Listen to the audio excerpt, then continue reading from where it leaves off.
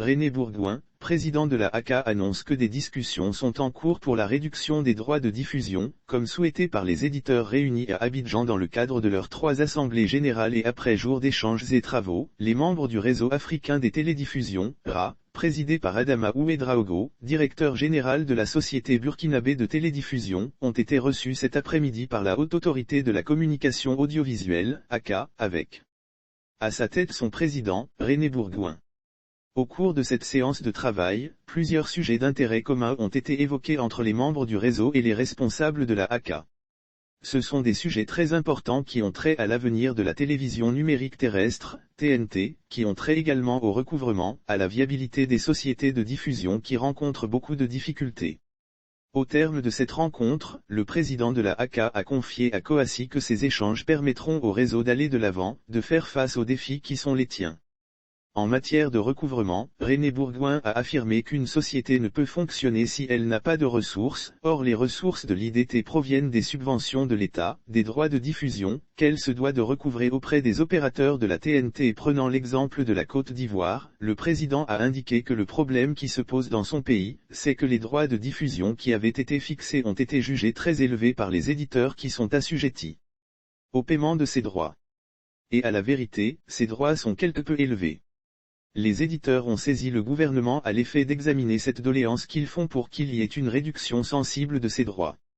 Les discussions sont en cours, elles ne sont pas achevées. Lorsqu'elles seront achevées et un montant définitif aura été arrêté, alors le régulateur que nous sommes prendra ses responsabilités et exigera de ses éditeurs le paiement des droits fixés par le gouvernement, faute de quoi, les sanctions prévues par la loi seront appliquées. Ces sanctions peuvent aller jusqu'au retrait de l'autorisation, a expliqué le président de la ACA. Il a enfin révélé, sans le citer, qu'un diffuseur sur les 7 présents sur la TNT a son modèle économique qui bat de l'aile et les 6 autres s'en sortent bien. Selon lui, cette situation est due à une absence d'une mesure d'audience et de référence. Entre les régulateurs, les éditeurs de services et les sociétés de diffusion, il y a un lien ombilical. Adama Ouedraogo, président du RA, directeur général de la société burkinabé de télédiffusion, a déclaré que les membres sont venus auprès de la ACA pour présenter les conclusions de leurs travaux et recueillir ses orientations et conseils afin de consolider davantage le réseau. Il y a 2 sujets assez importants qui ont été développés et échangés. Nous pensons qu'avec les orientations, les conseils que le président nous a donnés, nous permettra davantage d'être unis pour relever les défis qui minent le secteur de la télévision numérique terrestre, TNT, a-t-il mentionné. Les défis de la TNT dans la sous-région sont énormes. Selon Adama Ouedraogo, la TNT se veut plus proche des citoyens à travers la diffusion de la télévision numérique terrestre. Du coup, il va falloir qu'il y ait des mécanismes pour soutenir l'ensemble des sociétés de diffusion.